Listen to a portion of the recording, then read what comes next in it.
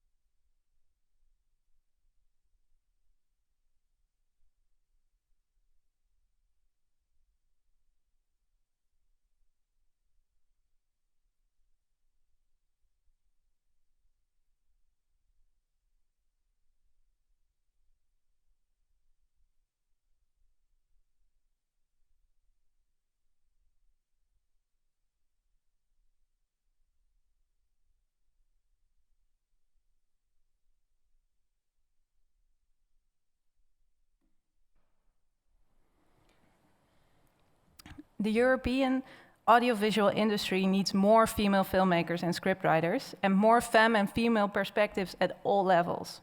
This afternoon, we will explore some of these perspectives, not all, but we have invited some really interesting and powerful women to discuss these issues with. And I'm currently sitting here with the brand new director of IFFR Vanja Kaludjercic, and with film producer and co-owner of Witfilm, Iris Lammertsma. First, Vanja I would like to start with you. You've just taken up the position of artistic director, and everybody will be super curious to know more about your future plans and for the festival and the ways in which IFFR is and will be in the future a stepping stone for female filmmakers. So my first question to you is, what do you consider to be your duties towards the film industry as a gatekeeper of young female talent? Well, first and foremost, thank you for inviting me to participate here today. It's very exciting to be here. I think Rotterdam as a festival has always been striving to create a space, to create a platform for many different voices, striving for gender balance as such, and many unrepresented voices. I think at the very heart and core of its mission is precisely that. So I think, especially in the last couple of years, I do feel that Rotterdam has done quite a tremendous step in achieving that as well, and being there to witness that and having further dialogues with our team, that it's also quite keen on continuing this discussion and continuing this tremendous work is my role as well. So I can see that already happening when we are discussing the program, when we are planning what we are doing next, and see as well how the team that has been there for already quite some time, of course we have a lot of new people coming, but also the team that has witnessed different stages and different shapes that festivals has gone through, how our modus operandi and thinking about this has been changing over time. I do feel that festival has really in some segments done tremendous work, whereas of course as every institution and organization there are some others where still considerable steps are to be made. But looking at where we are currently and how we are supporting, as I say, not only female filmmakers, but also some other unrepresented voices, I think that that festival is really achieving quite a lot. And that not only through film program, but also to a number of activities that the festival is doing in its professional side, notably IFFR Pro, to cinema, to Rotterdam Lab, and to Hubert Bos Fund, that actually is aimed especially towards territories and countries where often voices, talent, especially not only where gender parity is completely off balance, and the countries that usually have far lower production capacities. And here is where we are really aiming to go strong, to support voices, to give them this initial push and possibilities to network, to find ways how to make their films happen. I mean, even in this trailer, I believe there are some films that have gone through these programs, and so this is exactly what we are aiming for. Yeah. And one of the things that came out of the earlier festivals at a round table, actually, during the last festival, is the Vrouwen in Beeld initiative. Iris, you are not only co-owner and film producer at Witfilm, but you are currently chairwoman of this very young institute. How did you personally get involved, and what was a decisive moment for you to speak out and speak up? Yes, it's a very young foundation we have just established. But I've been asked, I was called by a senior, Sally Jensen, from the Netherlands Film Fund. And she was in Rotterdam at a round table, and she, together with some other powerful women like Andrea Postuma from Creative Europe, they started this initiative. And they called me and asked if I wanted to be in the board, and I said yes, because I think it's I think it's very, from a personal level, from a personal point of view, I think it's very important to have to give women a stronger voice than they have now, and to make sure that I can add something to this discussion, to this gender equality, that I can really do something. Yeah. And what are the aims of this initiative? The aims are, well, we have 4. I've written it down here. We have a couple of aims. It's, of course, stimulating gender equality and the position of women on the market, on the working market. It's also create a strong community of females working in film, and this in a very broad sense. So we are talking about actresses, we're talking about camera people, film producers, but it could also be at festivals, at the film fund or other big funds. So we really try to speak out for the whole audiovisual sector, not only actresses, for example, or we also try to stimulate the visibility of women working in of the non-actresses. Of the non-actresses, yeah. Of course, the actresses are very visible, but the visibility of women working in the audiovisual sector, also in a broad sense, and awareness. Creating awareness of gender equality, creating awareness of a female perspective, a female gaze. Yeah, those are the 4 topics. And Vanja, you already also mentioned it. It's a thing that needs to happen at all levels. And you yourself have worked in several positions within the film industry. For example, at MUBI, but now you're a director of a film festival. In what ways have you been working on this in the past, and what opportunities and duties do you see for a festival like IFFR from that perspective? But it's really about continuing the dialogue, and as we said before, and as you mentioned as well, it's about the awareness. It's about bringing these topics that are often getting ignored to the table to first and foremost discuss it with your team. I think it starts from the inside, but it starts also by bringing in new perspectives and possibilities to create new input that ultimately will result in presenting a different output as well. So I think it's about constant work on that, and that never stops. You're never going to get super comfortable, even if we are having the opportunity and being on the stage and discussing very proudly things that we have achieved. There is so much more that we still need to do. Yeah. But what are, for example, discussions that you are having, and do these differ for bijvoorbeeld the discussions you are having with male or female programmers? Absolutely. I think the level of discussion has changed over time. I mean, I'm not going to speak about Rotterdam because I just started there, but if I think, 15 years ago, when we were discussing film programs and who were the gatekeepers, I think it also refers to who was your immediate surrounding and how certain decision making is taking place. I think what has happened, it's much more space has opened for diverse discussion to begin with. There's no one top-down voice telling you this is how art should look and shut up or something like that, but really the awareness and the sort of more inclusive sort of group that has been created around art and culture especially, I think has already made quite a few steps forward. Yeah. Not everywhere else in society, but in Europe, for instance, in culture, I do think that we have moved forward. Of course, being head of cinema at a debating institute, I stress the importance of discussing things and creating awareness. But your initiative also tries to move it beyond that by stimulating research and getting more data on how many women are working where. Yes, exactly. Yeah, because we don't know exactly. We have some figures, for example, from the Netherlands Film Fund, but there's the NPO fund. We don't know how many films of female directors they fund or not. We don't know. So this is our first aim, to try to collect data and to understand how it works and really know what is happening and know what the position of women in audiovisual industry is. Yeah, it's starting by collecting data, starting to know what you're talking about. Absolutely. Yeah.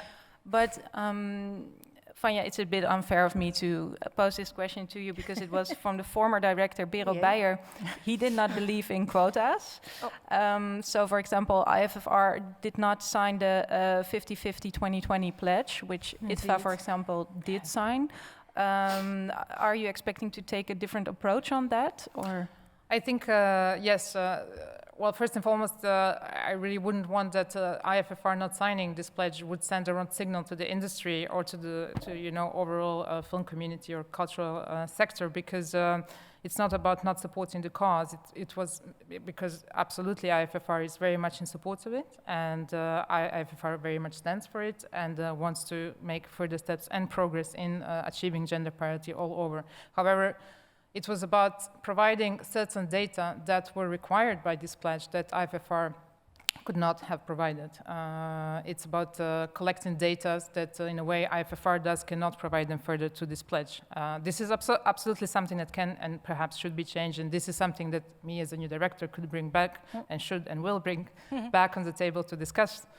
But it was by no means about not giving support, because the support is absolutely there, but also steps that the festival is taking. And that is, for instance, if you look at our team, if you look at our board of directors that are both female, our supervisory board predominantly female, and our programming team is exactly at 50-50 gender parity, and overall team of IFFR, I do believe, is also overwhelmingly female, or if not, or more or less, I think. So I really, believe that there are other ways of achieving that, and there are other ways of discussing that, and the fact that that specific gender parity pledge was not signed does not mean that IFFR is at any point excluding itself from that. Yeah. But I do acknowledge that providing data is also highly important for us to make initial steps or further steps in awareness and in understanding where are we currently with our industry. Because if you look, for instance, the data that has been collected for wage parity or imparity, that is quite, I would say, distressing to see how unbalanced the salaries are between in the visual industry between men and women. Yes. Yeah. Yeah. Yeah. And because gender quota can be emancipating, can be empowering, but they can also bring us back to a sort of essentialistic approach to gender, whereas in society we're coming to understand gender more as fluid and as non-binary. How do you take this into account with your super young initiative? It's a difficult question because, in a way, quota can lead to polarization and can lead to identity politics. So it's a very difficult thing. On the other hand, I think if you want to change something, sometimes you have to provoke. Sometimes you have to make a big step. And I think quota can add to a real change. Because waiting for society to change and for perspective to change, it goes very slowly and sometimes it doesn't work. So I do understand Bero why he didn't sign it, because I think it's a very difficult question. Putting quota, obligating people to... I mean, I don't want to be part of a quota myself. I don't want to be work somewhere because I'm a woman. I want to work somewhere because I'm the best. So in a way I understand it, but I think nowadays it's inevitable. We need quota, otherwise nothing will change. It's indispensable to get started, yes. I think. Yeah. Yeah. And my final question to you both. What are things that give you hope that this change definitely will come? I think it's already coming, and it's already here. So I am hopeful. I think, again, that substantial steps have been made. The discussions that we have today when we are working, looking at the program, impact that we are doing, and how inclusive the festival has become. For instance, I can only speak, of course, firsthand. It brings tremendous hope to me. I am worried about what this crisis is bringing to us, however. Yeah. Because I think it's society is immediately regressing, of course, with such impact that Corona has on our, and that. Do you think it will affect choices for safe films, so to say? So it will. No, I don't think about that, but I think the disruption that is making in the overall chain and in industry, but I mean in the whole world, is going to have surprising effects and very negative ones for quite a substantial amount of time, possibly. But where it's putting women and in how it puts them in a high-risk group because of, I mean, I think the wage disparity, and because women are simply not earning as much as men do. So as long as we don't have economic parity, women will always be at risk. And with this crisis that is currently happening, the regression is already occurring, and we can see that happening. And I think, quite a few steps back have been happening because of that right now. So, of course, I have hope, and of course, we think that as a platform, we can make a significant impact and help there. There are also things that are beyond our reach. Yeah. Yeah. So you see the challenge and you Yes. see how you can face it, Yeah. but it's Yeah. not all up to you. And for you, Iris? I think it is changing already. If I think about my company, directors come to us with an idea. 80% of the directors who came to us last year is female. So in a way, it is changing. Yeah. And so I work with a lot of very strong women who don't need a quotum to already start working on a female perspective. So I see it changing slowly. Now the salary has to follow. The salary is something different, yeah. Yeah. No, that is really a big thing. And that really should and change. this is where we should work most. Exactly. Because until we get there, women are always going to be at risk. Exactly, Yeah. I would like to thank you both for this part of the program and to reflect with us on the industry and how we're going to change institutionalized gender disparity. We are now moving to the second part of the program because another perspective this afternoon is that of the film critic.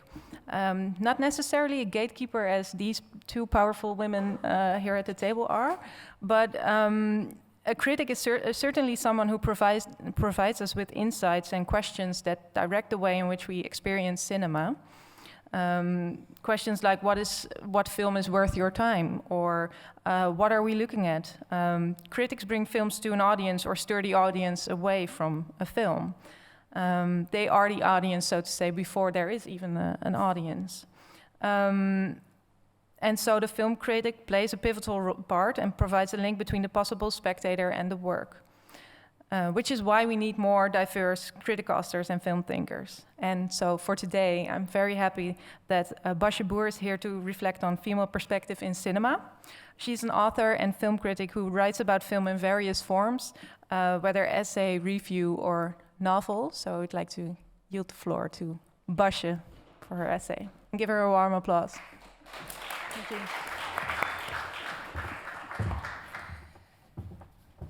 On female perspective in cinema. I love the films of Lars von Trier. I love the films of Paul Verhoeven. I love his dedication to bad women. I love the fact that he is so clearly in awe of them. I love coming-of-age films in which girls are to be obtained by the male protagonist instead of being granted their own agency and interiority. I love horror films that sensationalize and sexualize violence towards women. I love the films of Alfred Hitchcock. I love his strained relationship with strong women. Hell, I even love the fact that he likes punishing his female protagonists for arousing or confusing men. There is a truth to his films, a truth about a patriarchal society that does in fact punish women for being strong, arousing, or confusing. I even love films that don't seem interested in female characters at all. I'm interested in a male perspective on things, and I'm interested in a male perspective on women. But the thing is, we need a female perspective as well. What does it mean to take on a female perspective? What does it mean to the filmmaker who has a story to tell, who is trying to convey ideas, images, and thoughts, who has a vision that is not gendered per se? What does it mean to the spectator who wants to be captivated, who is perhaps looking for innovative storytelling, but who also wants to be able to relate to the people on screen? And what does it mean to the critic, to someone like me, who is looking for patterns and trends and themes, who is trying to place one particular film in a broader context, in the history of storytelling? The thing is, it's hard to talk about female perspective without talking about male perspective. It's hard to talk about contemporary storytelling without talking about the history of storytelling. The thing is, the history of storytelling is defined by man. It's defined by a male perspective. We've been stuck in certain story templates, stereotypes and cliches for a long time. Cinema might be a relatively new art form, but it was founded on a longer history of storytelling. Stories revolving around brave, white-skinned men and dangerous, dark-skinned men, about obedient, fair-haired maidens and tempting, dark-haired vamps. Hollywood, which after the invention of cinema quickly established itself as its international capital, has been called the Dream Factory, when in fact it's a cliché factory, supplying story templates for European cinema as well. When are female writers going to start taking risks? A male Dutch writer asked a few years back. When are women going to become dangerous? A female Dutch writer asked more recently. This is what is asked of female storytellers: to be bold and dangerous, to take risks, to think big, to show ambition. But compared to whom? And why is there this need for risk-taking and danger at all? Is it because we've come to think of male artists as being risky and dangerous? Are they? And if so, why should female artists follow in their footsteps? Why would we doubt the type of stories that women want to tell and the way in which they want to tell them? Why not let women investigate their storytelling freely? And by that word, freedom, I mean without the context of gender. I love the films of Joanna Hogg, the British filmmaker who put cult icon Viv Albertine in a glass house in exhibition, displaying her middle-aged body in search of sexual attention, and who recently told a vulnerable autobiographical story of first love and young artistry in The Souvenir. I love Western by German filmmaker Valeska Griesebach, a gentle examination of male vulnerability and a homage to the classic westerns of John Ford. I love Andrea Arnold. I love her female characters who are wild and unruly, who you care for even if you don't understand them. I love her ballsy take on literary classic Wuthering Heights. I love her freewheeling American Honey, a female version of the classic road movie. I love Claire Denis. I love her uncompromising storytelling that always shows the outside rather than the inside, leaving us puzzled, keeping us on our toes. I love the films of Jessica Hausner, the Austrian filmmaker who slips humor of the most insidiously subtle kind into her modern tragedies. I love Kate Shortland's Lore, a World War II movie without heroes, a coming-of-age story without a future, and a love story without hope. I love Maren Ade's Tony Erdmann, a film about masks and facades, and about letting those go. And I love all those multi-talented storytellers that favor the television format. I love Phoebe Waller-Bridge's Fleabag, a smart, funny, and ultimately devastating series about a woman who covers up her self-hatred with snark and cynicism. I love Michaela Cole's bold and ambitious series I May Destroy You, a work of art that doesn't aim to please or emulate, that answers only to herself, to itself. Do these stories take on a female perspective? I think so, yes. Does it matter whether they do or not? Yes, it matters, and no, it doesn't. Yes, I do believe that gender or gender identity can be a useful and interesting frame when regarding films and other works of art. In other words, it can be useful for a critic like me. And yes, I do believe it's important that we start telling more stories that take on a female perspective. I think it's important that we start balancing out a long history of stories told by men, stories that focus on men, stories that favor a male perspective. And to do that, we will have to keep score. In other words, we will have to keep the gender identity of the artist in account. And yes, I also believe that we should grant these artists, these new voices, the freedom to tell their stories in their own way. And that includes the freedom to not have to think about their gender identity while they are telling those stories. In the end, what's at stake isn't just a male or female perspective. it's storytelling itself. Thank you.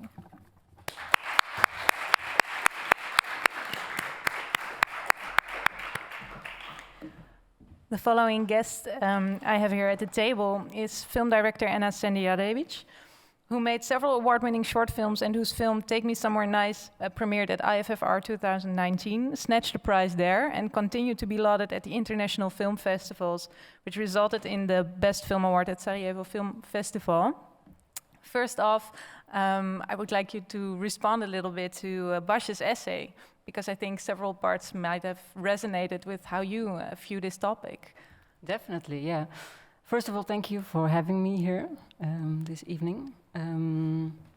Yes, I think one of the questions that Basje asked in her essay is, what is this female perspective? Because she's naming several films made by men with very interesting female characters, and those are also favorite films of mine.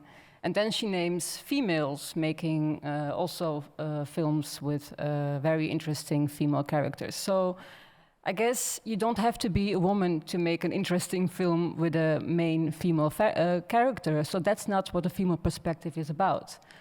I guess a female perspective is about just, you know, being born with a vagina and making a film.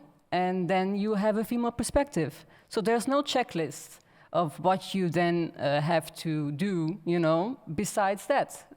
All kinds of thoughts about the world, all kinds of characters, either female or male or anything in between can be part of your film, or even without human beings, you know, you can make a film and it will have a female perspective because you're a woman making it. So this is something that resonated with me, and I also think like being in favor of having more gender equality, which I am, of course. This has to do with having more, having this wonderful job of being a director, the privilege of doing this thing. Let women have access to it as well, and not only men. And this is the thing that this gender equality thing is about, I think. So and so what I liked a lot, one of the sentences that she said was, why not let women investigate their storytelling freely without the context of gender? I like that. We will discuss more about what that particular sentence means to you and to your work. And then we have to talk about your film somewhat, which by courtesy of the distributor Gusto Entertainment and Creative Desk, Creative Europe Desk NL, you can still watch for 24 hours. So take that opportunity to do so after this program. For free. For free, with Dutch and English subtitles. But for now, we will look at the trailer of the film.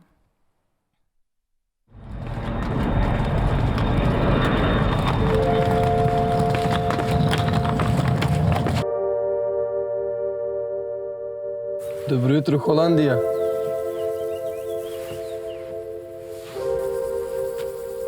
Tata mi je u bolnici u Podvaleži. Jel znaš gdje se to nalazi?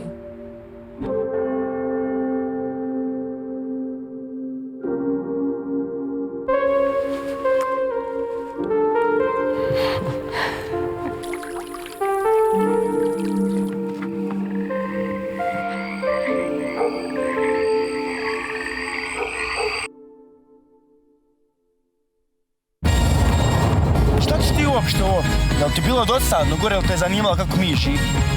Pa odlično živimo, zapiši to sebi.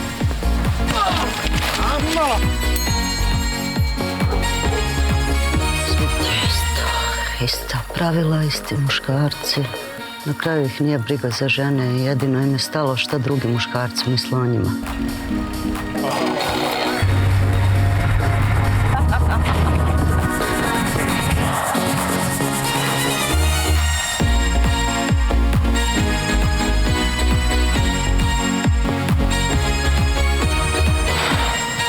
Ukrao si mi želju.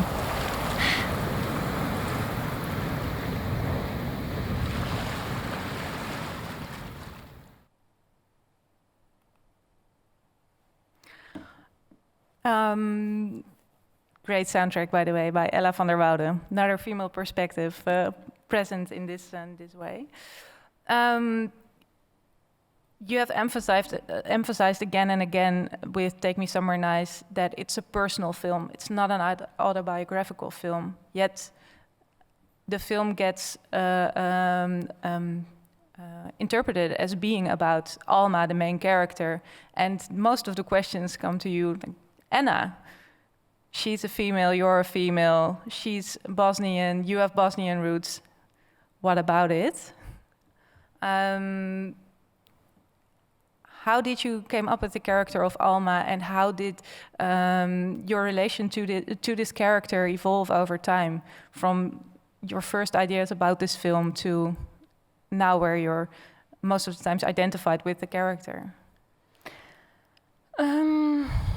That's a very good question, because indeed I do get a lot of questions about this kind of autobiographical element, or are you this character or not? And actually, I did not want to make a film about a young Bosnian woman, but I wanted to make a film about East and West European tensions. I wanted to make a film about identity, about migration, maybe also a film about young people who are growing up at this moment, who are dealing with loneliness in a way.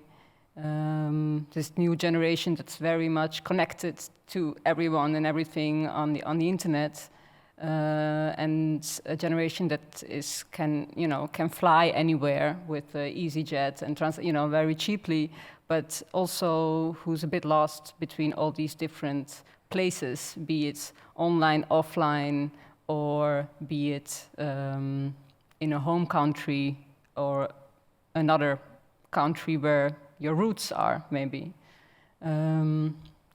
So I wanted to dive into these questions, and then I thought, okay, why not use the worlds that I've also grow up in as some kind of a background for this story.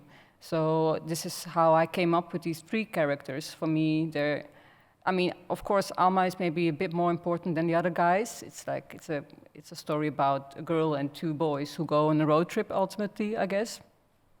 But she's a Western European girl, and they are Eastern European boys.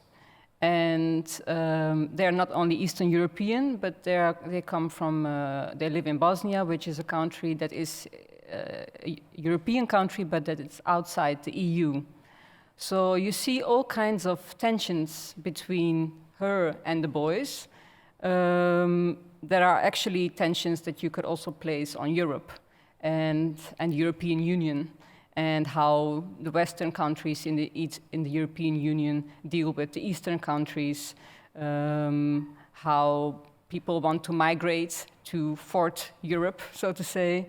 But also how some people in Western Europe, in the Netherlands, we are dealing with, I think, 1 million people who are on antidepressants. So this is not only a happy bubble here. We are also very depressed, all of us. Why is that, And we are also looking for meaning. So this is all these kind of Western European things I wanted to put in this character, who is Alma. So this is how she came about. And using Bosnia as one of the countries in the film, using Netherlands as well, was just maybe a personal decision, but not an autobiographical one.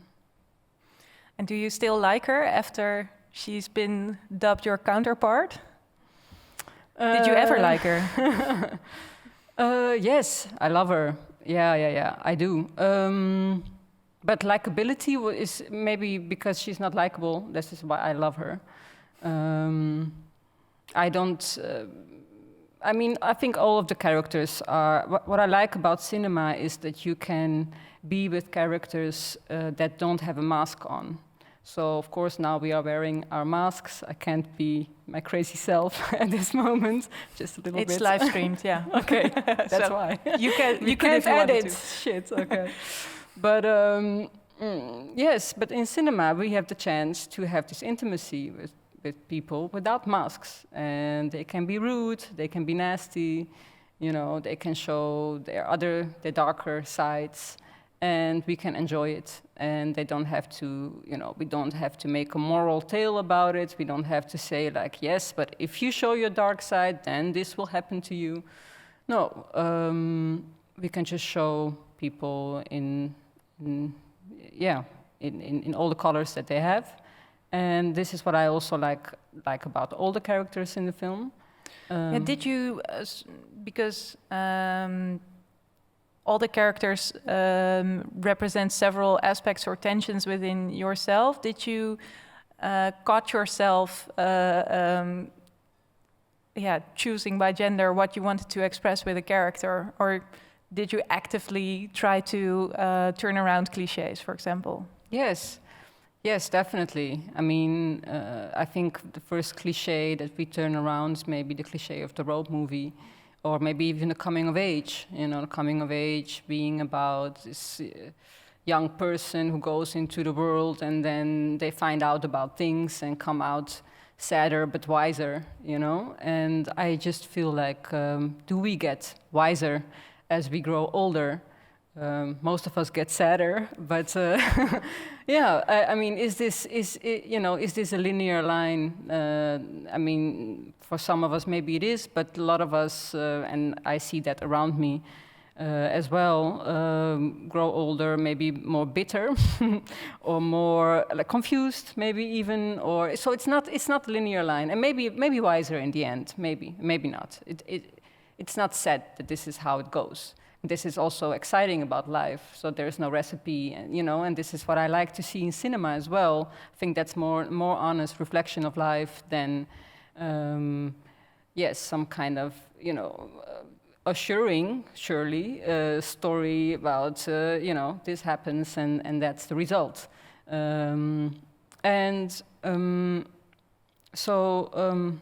Sorry, I lost the question. The question was about if you used gendered traits for the characters. So let's see how this plays out when we gave this sort of behavior to one of the boys, for example, or... Yeah. In a certain way, yes and no, I would say, because one of the things that I was really interested in were these male-female tensions. And I mean, even especially when you go to the Balkans, things get worse in a certain way. What do you mean? When we talk about men, women, I think there's still much more of this macho. The macho type of men is much more present in the Balkans than in the Netherlands, for example. So these are also like a Western way. I mean, we have this metro men, or like these. Men that look at themselves as feminists. We have that much more in Western Europe, Netherlands being one of the countries, but Scandinavia, of course, as well. I think Western Europe is worldwide, I guess. Maybe what's happening now in America is even pushing it a bit further, but then they don't really have a feminist president. But so I think what's happening is that, yes, feminism is making steps in the last few years, and what you see in the Balkans is a bit different. And so, how did you how did you put that into a character or characters?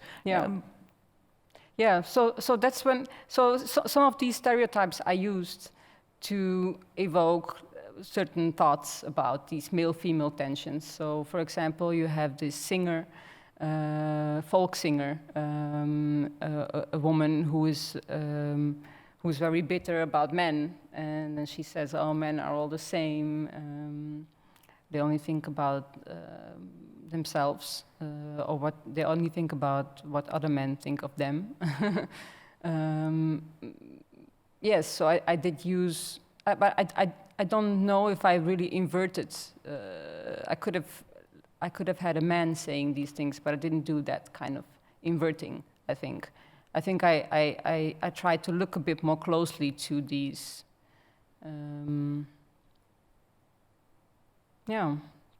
to men and women who are struggling with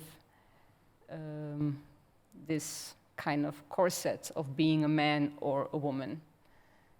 And then you have these three very young characters who are still free and who are being pushed, into, they are going to be part of society. They are like, yes, in this puberty phase, teenage years. So you still have, you the freedom of childhood, but you have to make this step into society. And I think these are terrifying years. And I just wanted to have these three characters who would be very open in a way, taking things as they are, as they happen to them, but seeing around them a world where a very gendered world where people are maybe struggling. I really love the scene where the singer picks up Alma when she's walking across the road in a teeny tiny dress. And Alma is unaware of what she's projecting when she walks down the road, and the woman takes her along, feeds her, clothes her, which is really interesting because Alma as a character is not yet entirely familiar with what she is to the world. Yeah, yes, I agree. I mean, this is when we get boobs and when our bodies certainly start to become sexually attractive, and we start to find out what can we do with this. Is there certain power in here as well? So this is also something that I wanted to think about, especially now with this Instagram age, where you say her dress is teeny tiny. Well, for Instagram measures, it's like a burqa, So it's like it's not teeny tiny at all. So I mean, young girls are on Instagram, practically naked.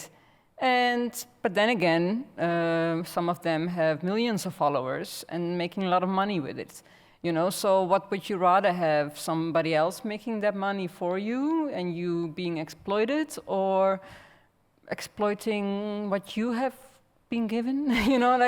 So for me, this was. I mean, I can imagine this. For in every age for women, it's. I mean, what they say, like these famous feminists always say, like. The body of the woman is the world's battlefield, and it's sad, it's a cliche already, but it's something that is, I almost think, when will we get rid of this? Never, maybe. Maybe we should just embrace it and find our ways to use it to our own, what's the word, benefit. So Alma in the film, she has gotten a body, and it's a voluptuous body, and what to do with it? Can she have fun with it? Yes. Sex is fun. Can it become dangerous as well? Yes. Is she aware of it? Maybe not always. So there is some kind of recklessness in her. But maybe sometimes recklessness is always fun.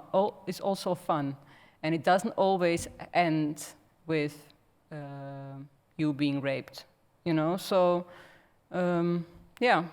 having a female body is dangerous. That's true. Yeah, and there's also quite some sex in the film. Why did you want to make this an important part of Take Me Somewhere Nice? Yeah. Because sex is nice.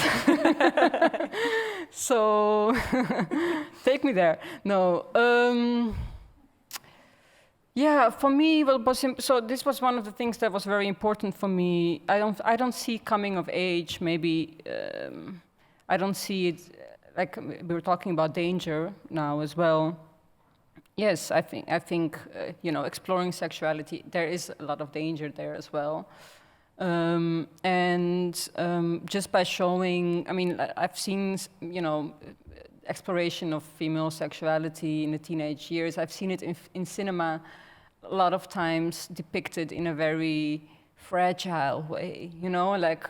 What do you mean with fragile? Do you mean, is that the Twilight way, or? I haven't seen Twilight. Sorry. Okay, stop this program. I'm out.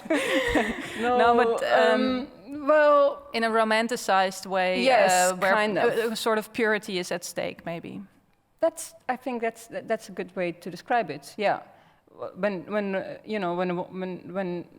I mean, as if young women are not reckless with their own sexuality. They are. You know, when you explore a body, you can take risks and do crazy things, and you can be fine even after you learn things, you know, on the way.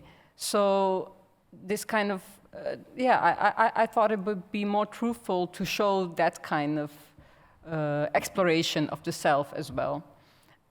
Second thing, there are actually 3 reasons. The second reason why I found it very important to show this sexuality is because I think this is where our power lies as well.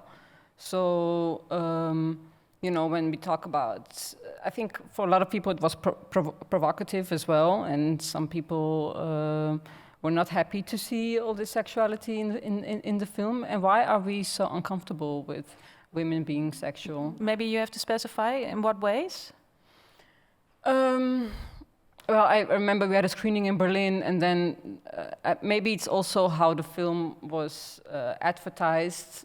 Maybe you would have, some people did expect, like, oh, it's just gonna be a fragile girl, and she will learn more in the end, and the bad things she will learn not to do anymore. But no, we had a screening in Berlin, for example, and a woman came with her daughter, her 16-year-old daughter, and the film is for 16 and older, by the way. So I don't know if she was 16. She was very young, the daughter. Maybe she was younger. And they were sitting in the front, and I already spotted them, and I already thought, like, yeah, because the woman was very conservative looking, and I thought, like, oh, I don't think they will. She will introduce her daughter to the film that she thinks she's introducing her to. So at the end of the film, she was really pale, and she was like, I was giving the Q&A, and she was like really angry looking at me, and the daughter was like smiling a bit, and. Then she asked, like, oh yeah, so, I mean, at a certain point she asked this question, why did there have to be so much sexuality in the film? And I think she was Bosnian as well. And yeah, and what did you say to her? And did your answer appease her in a way? No, I try to explain that I think that sexuality is part of our empowering, talking about our sexuality, and also the dangers of it, but also the delight of it is is something that is empowering to women, and not only dangerous delight, but also sadness, and you know, like why should it be taboo? But then again, I remember me growing up, sexuality was very much taboo in our household as well. So when there would be, you know, when you would see a film and there would be too much kissing, it would be like we would be sitting on the couch, like, you know, I don't have Dutch parents, so we would just turn off the television, or you know, it would be that kind of, maybe the situation that was in the Netherlands maybe 50 years ago or something. Yeah. So yeah, I think yeah,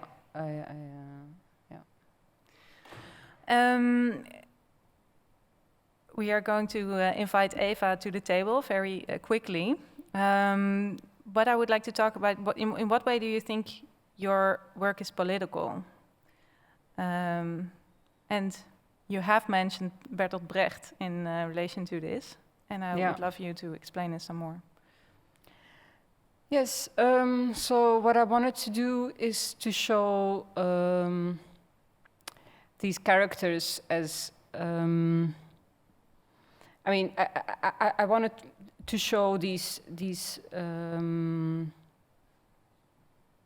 kind of corsets that society puts on us, be it male, female, or being a migrant, even that kind of corset. And I wanted to show in the film yes, in a way, how they are constructed.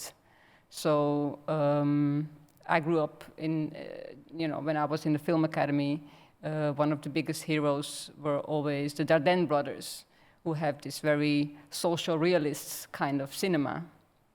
This was 10 years ago. Situations would always seem inevitable. So when you have Rosetta, for example, we have reality, social realistic reality, and we are following this character, and we see that she is just, Who is she? And for people who haven't seen the I think film? Rosetta won the Palme d'Or. No, but who is she as a character? Oh, she's a lower class girl who works in where does she work in this this factory, and does she get fired? I also forgot. Do you know? Remember? No. Anyways, it's like she does. Somebody's nodding. Okay, she gets fired, but it's like I mean, Lower class girl gets fired, and her her life is a downward spiral. And that's what we see in the film. And that's what we see in the film. And I wouldn't say the film hasn't got qualities. Of course it has, but to me it's also this feeling of inevitability.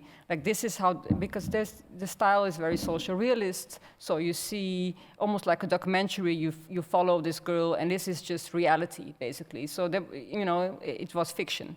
But it seemed like almost reality. And this is something that I wanted to go against. So by showing the film world that I'm portraying as a construction, I wanted to show that, okay, we see these characters, maybe migrants, maybe they are from a lower socioeconomical layer, but the world is changeable as well. So the world that I'm portraying can also be something different. And you could feel this because you feel that the world that I'm portraying is very stylized. It's a construction, basically. And we can just change our societies as well if we, choose for new constructions. Yeah. So, yeah. And that's also why the film format, you don't see it in this picture, but is 4:3, right? You saw it in the trailer.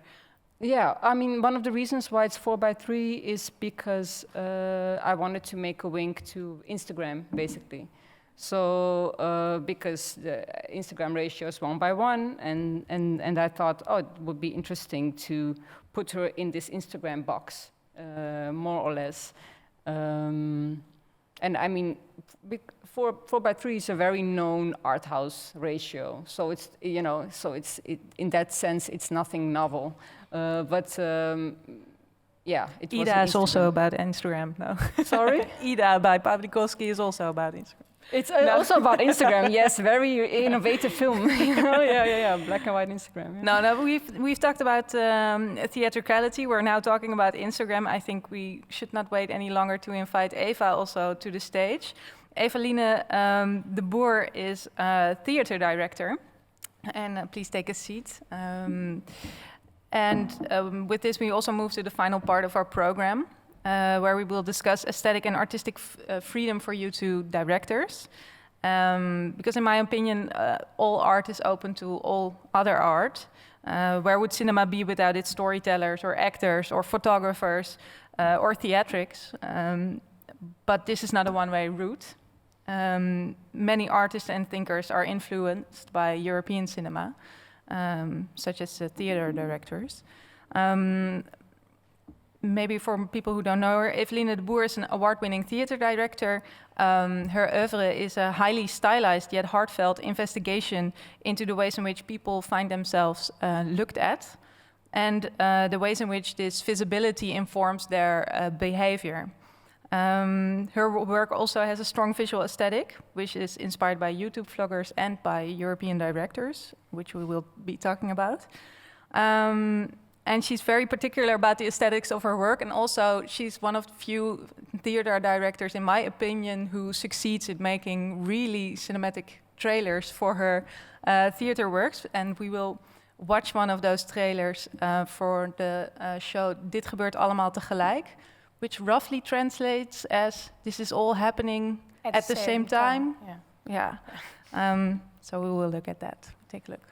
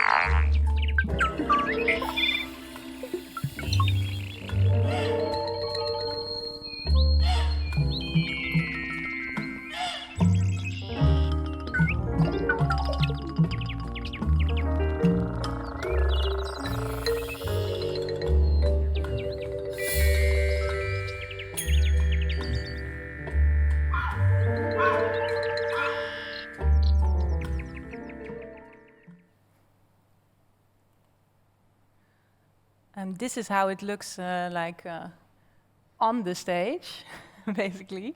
I've chosen this particular show because I think it's really interesting in its relation to early forms of cinema. And as a moving pictures, it reminds me very much of My Bridge photography, where you see all the stages of horse in gallop all at once. Let's see, and this is also how it looks like on a theater. So people are pushed on the stage by carts, basically.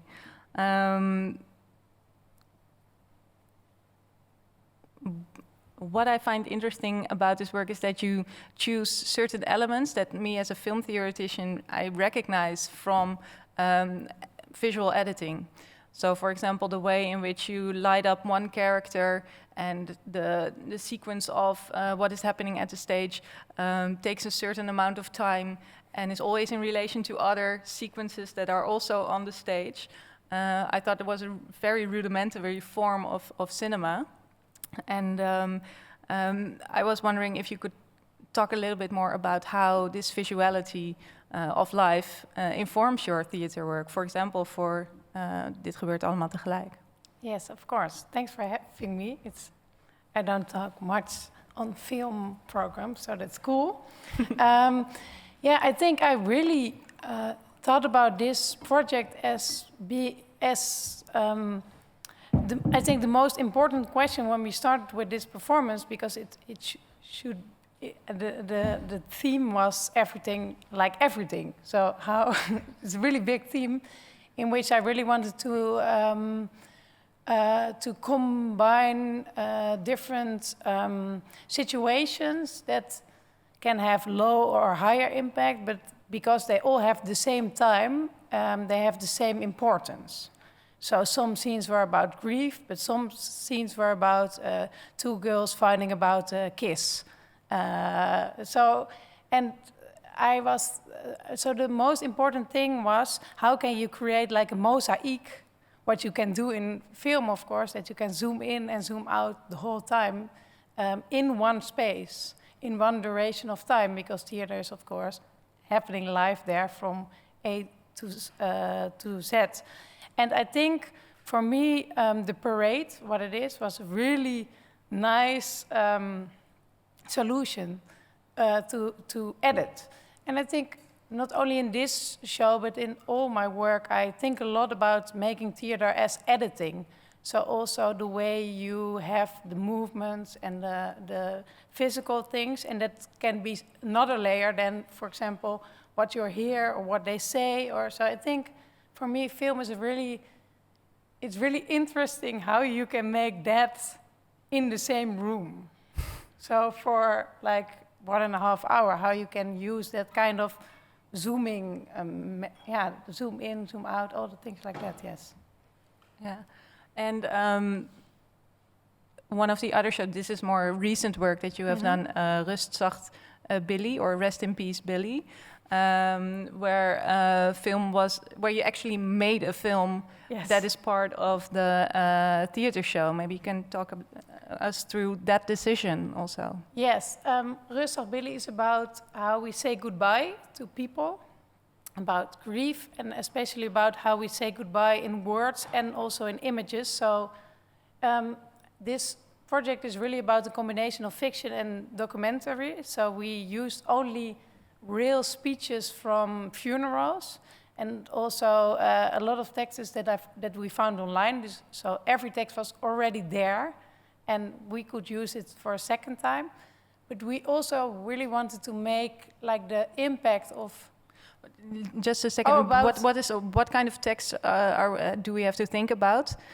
Like for.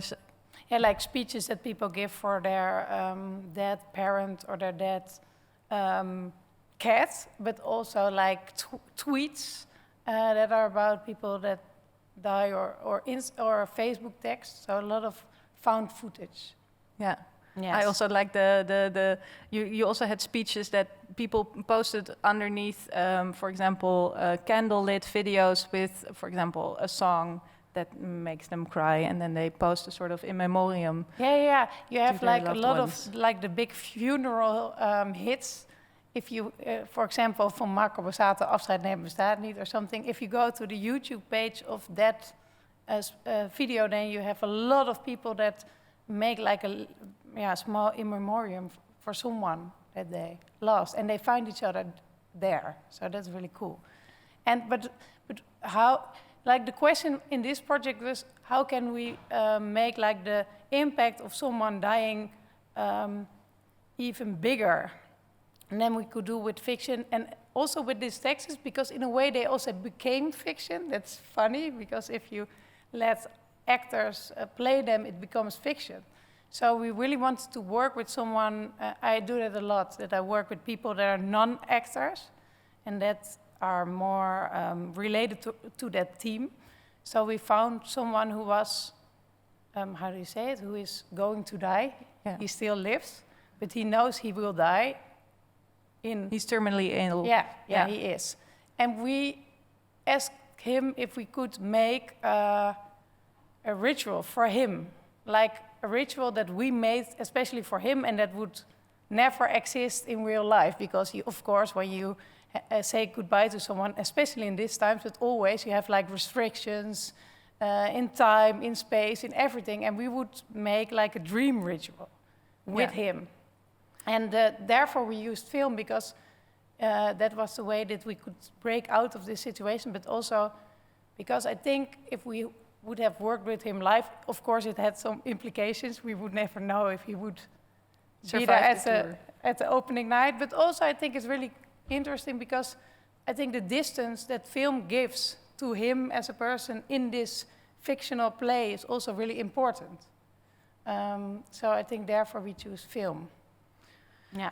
Yeah, one of the things that you were able to do is use the helicopter, Chinook helicopter, to pick him up and to send him off on the tunes of Linkin Park, which he was not allowed to play at his funeral because his wife doesn't like Linkin Park. No. So now we have a bit of kind of a hint of an idea of what you're doing on the theater, but you also literally worked on the set of, for example, Roy Anderson, a filmmaker.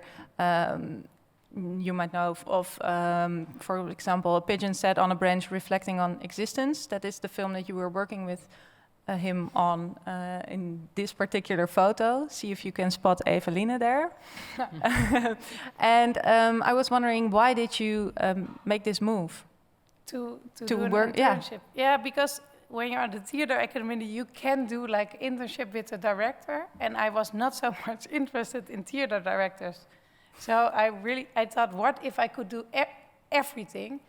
And then I thought I should write him. So like 90 letters or emails later, it worked out, and I could be there. And when I left I only knew that I could be there for 1 week, but I stayed 3 weeks, so it was a bit, everything was really unsure.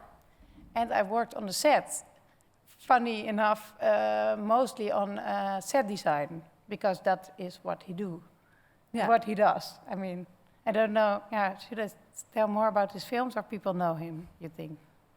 Anna knows his films, but it's really interesting to look at his the theatricality of his work as well. And this is also why I've invited you here, not only because you have a unique take on what cinema is, but also because of this clash between people we love, like Roy Andersson, people who are from a different generation, from a different gender, and do different sorts of things than you do, for example, in your work. So in what way did it influence your work, and where do you take off, so to say? That's interesting.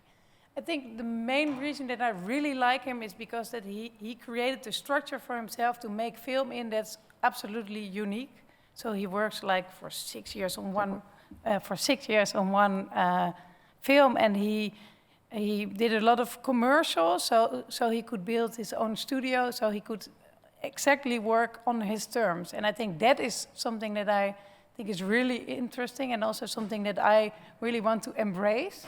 And maybe it's also more easy for him because he's a man. That could be, but I think we can. And for me, I mean, his aesthetics and his way of portraying people, like the humor, everything, I still love. But the funny thing was, when I was there, I was of course also making my own theater works. I was graduating, and when I was there, I mean, you can see it here. Everybody's so white. They are even more whiter in the movies than they are in real life. And I was thinking, okay, his take on the world, or also his perspective, is totally, completely different than mine. And that is maybe something that then when I came back, I thought, okay, I should. And maybe also because I think he really makes only from his own perspective on the world. And I think as a theater maker or a filmmaker, you can also make with different perspectives. For example, for me, my actors and also the diversity in the cast are really important, that they also bring in perspectives. So I don't want to make something that's only my view on the world. So I think that's the most important lesson I learned there.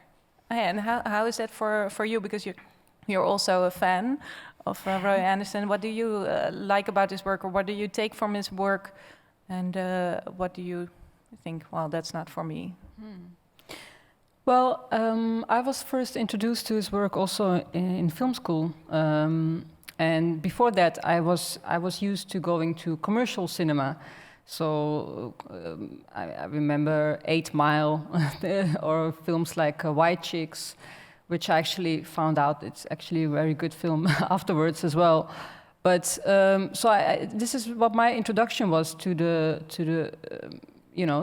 to films, and then when I saw his films, he was one of the filmmakers, contemporary filmmakers, who I would say is very much an author. So he's he's maybe one of the few people that we have in Europe who has had a whole career where he could make and evolve in making his own cinematic universe. And this is something that really inspired me a lot, because why I think it's very important, because it's a way of filmmaking that is not trying to please the market. And this is a lot of pressure. Maybe not everybody is aware of this, but films are made with very big budgets. So we're talking about millions of euros.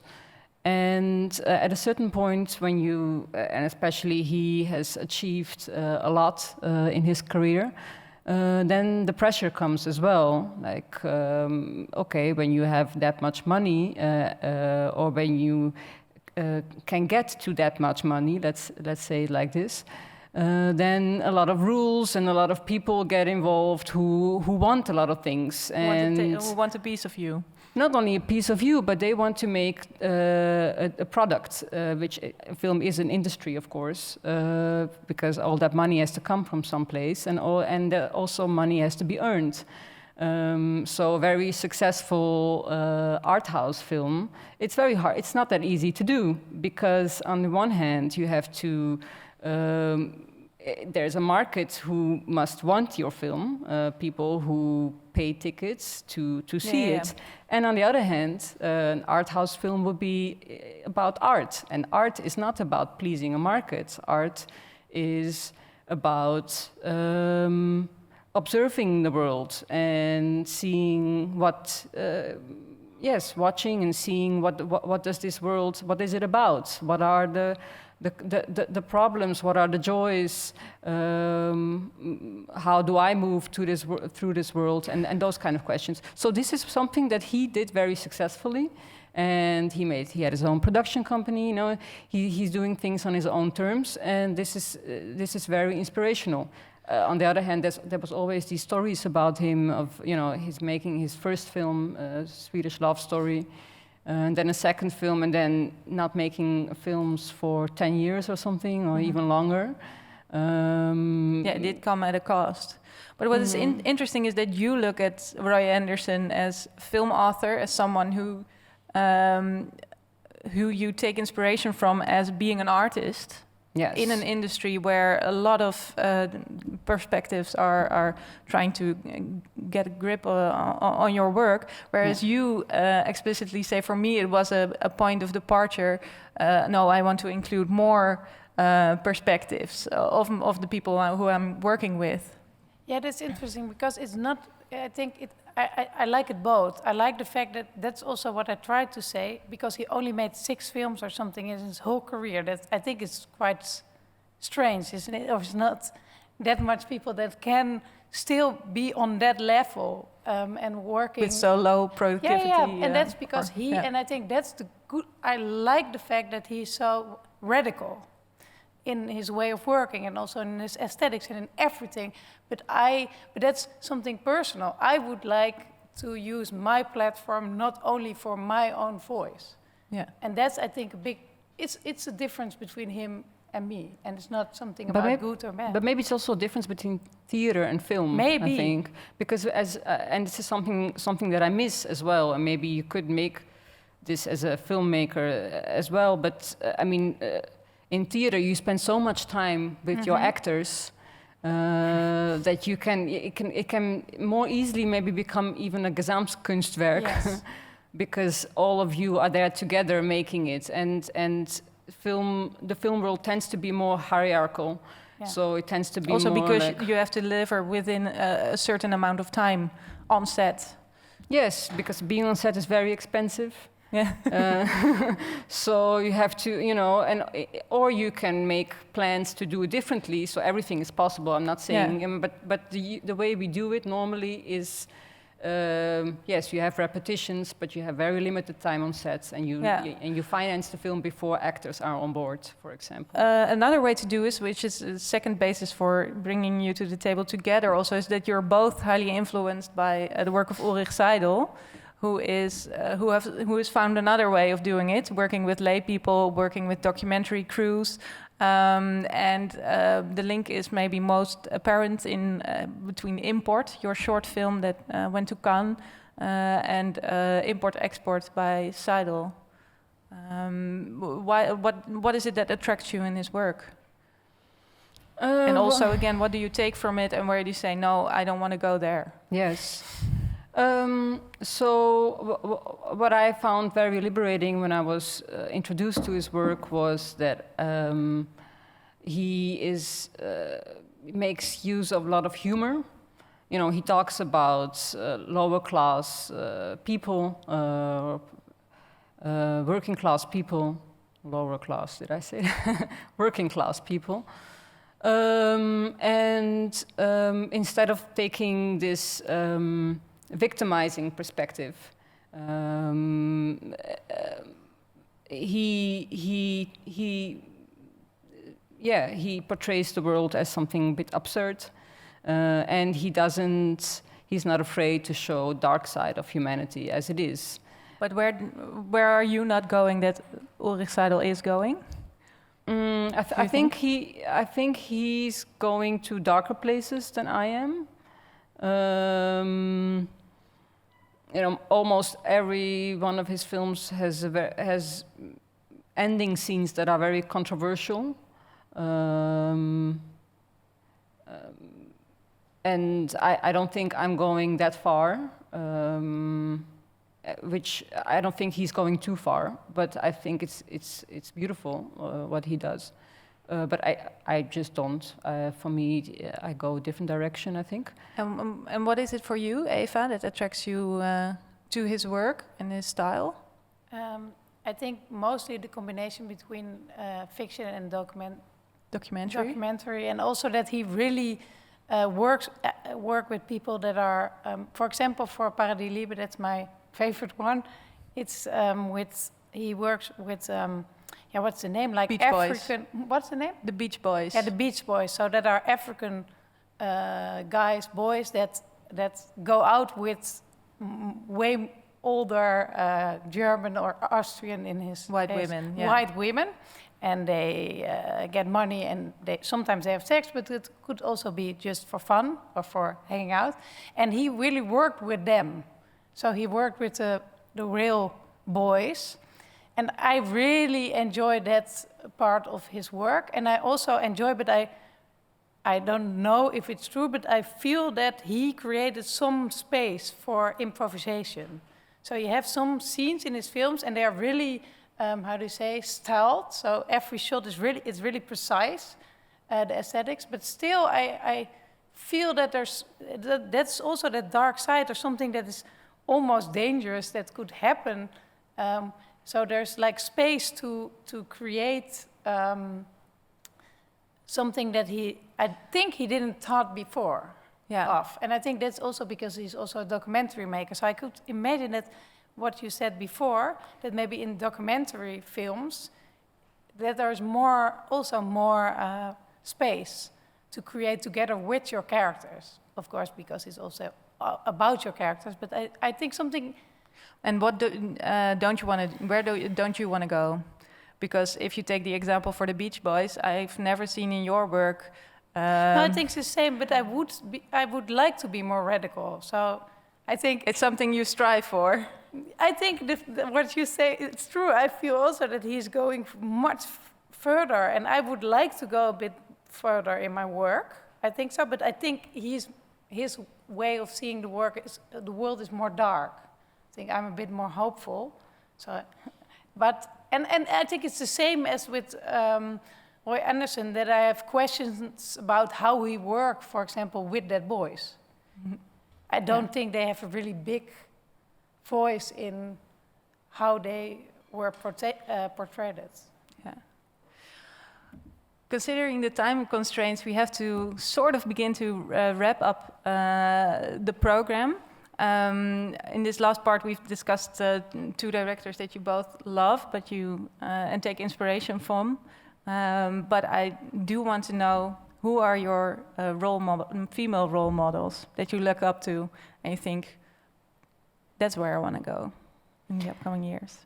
Oh, I think there are many. And this is also a reason why I think it's so important what we're doing here is, shining a light on gender equality in film, which also has to do with not only new, female filmmakers, but I think it's also about rewriting history, because, in history there's always been a lot of female filmmakers, but somehow, we tend to forget them.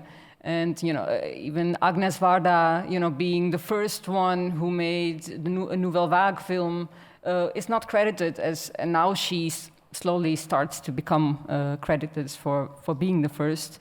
But for me, there's also this saying that I think it's a saying in art world loves young men and old women.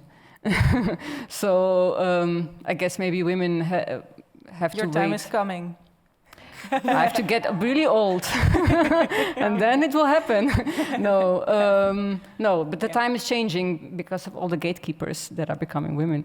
But no, so I mean, Agnes Varda, of course, is a very much, big inspiration. But Chantal Akerman is, I think, one of the most exciting female directors, and I look up to her. And I think she's better than Ulrich Seidel or Roy Andersson.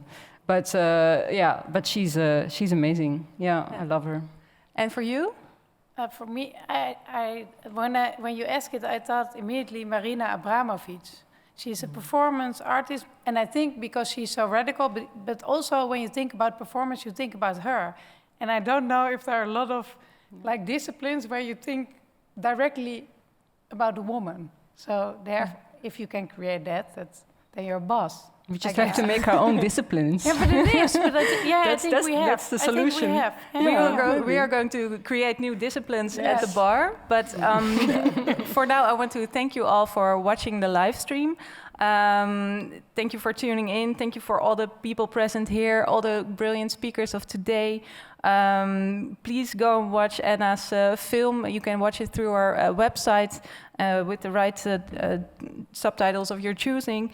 And Eva Line de Boer's new theater show, Ik Voel Amor, for Bellevue Lunch Theater, is on show from this week until the 15th of October. Thanks again to Creative Europe Desk NL for supporting us with this program. And please have a look at the other programs also of the Forum on European Culture and rewatch all the culture, discussion and debates on offer there at our YouTube channel. Thanks again and have a lovely weekend. Thank you.